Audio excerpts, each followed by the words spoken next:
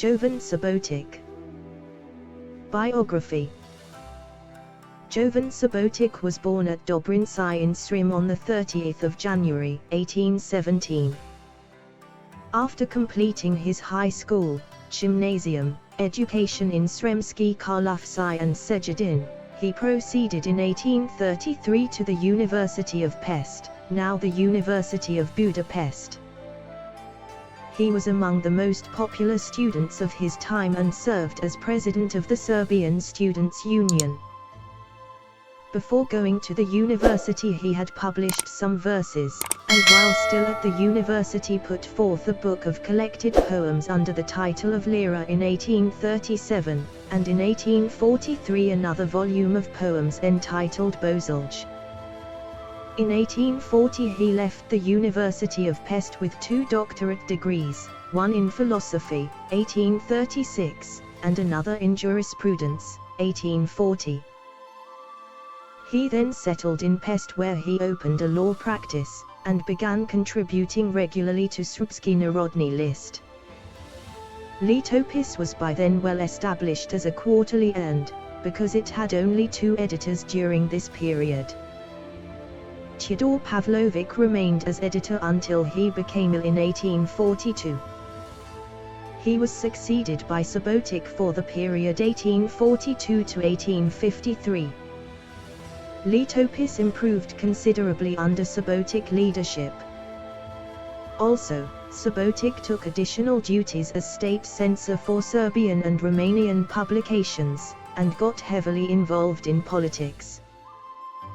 The private collection of Sava Tekelja's 4,000 books was moved from Arid to Budapest on 30th of March, 1843.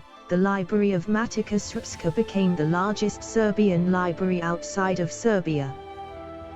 Subotic directed the library from 1842 and 1843, and in 1842 he began publishing the first Serbian current bibliography in Letopis. He prepared this bibliography with the idea that the library should be the book center for Serbs living in Hungarian-occupied Serbian territory. Subotic was a member of the Serbian Royal Academy of Sciences and Serbian Learned Society. He was married to Savka Subotic, 1834–1918, a progressive proponent of women's education, and a founding member of several Serbian women's organizations. They had 7 children: Dejan, Ziko, Vid, Verica, Vojislav, Branislav, and Ozren. Ziko and Vida died as children. Vojislav became a famous doctor in Serbia, and Dejan, Dean, went to study in Imperial Russia and became a lieutenant general and governor general in the Russian Far East. Patriot. Subotic was an ardent Serbian patriot, and during the 1848 revolution he distinguished himself by his steady resistance to Hungarian pretensions on territories populated by Serbs. He was actively involved in the 1848 Serbian national movement as a Budapest delegate, representing the Serbian nation in the Austrian Empire, and then as a member of the Serbian Central Committee in Karlovci. He left in his autobiography a vivid recollection of the historic First Slav Congress uniting representatives from many Slav countries, then under the Austrian yoke. In 1848 he was sent as a delegate to attend the Prague Slavic Congress, a culmination of the initial phase of Pan-Slav cultural collaboration in the Habsburg Empire. The Council of the Serbs in Pest selected their delegates for Prague, including Archimandrite Nicanor Grujic, a renowned orator, Archpriest Pavel Stamatovic, who led that delegation, George Stojkovic, and Jovan Subotic. The delegates from Serbia included the Dean of Serbian Thought, Vuk Karadžić, and the philologist Đura Danisic, Karadzic's ardent supporter. Subotic acted as the secretary. According to several testimonies, Prague had a festive appearance due to the efforts of all its citizens. Banners were everywhere and all the houses were decorated. Jovan Subotic, a statesman and a member of the Serbian delegation, gave his own account of this event. In his writings he commented on the disruption of the Congress in the aftermath of Vidovdan, St. Vitus Day.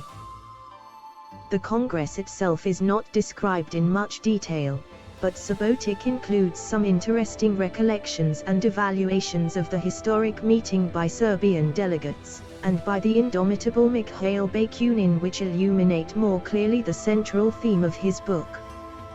According to Subotic recollections, the celebration in the street of Prague were monitored and declared unruly by the Austrian authorities. We conferred and worked until the Orthodox All Saints' Day. On this very day, the Slavic liturgy was celebrated at St. Wenceslaus Square. Archpriest Pavel Stamatovic and Archimandrite Nicanor Grujic were officiating. As soon as the Austrian authorities realized that the Congress turned against their plans, they became furious and aimed to disband our Congress and arranged the bombing of Prague by General Alfred I, Prince of Windisch-Gratz. In his memoirs, Jovan Subotic recalled that the fateful events of 1848 propelled him irrevocably into the public life. He remembered the revolution in Vienna on the 13th of March, which was soon followed by the revolution in Budapest on the 15th of the same month.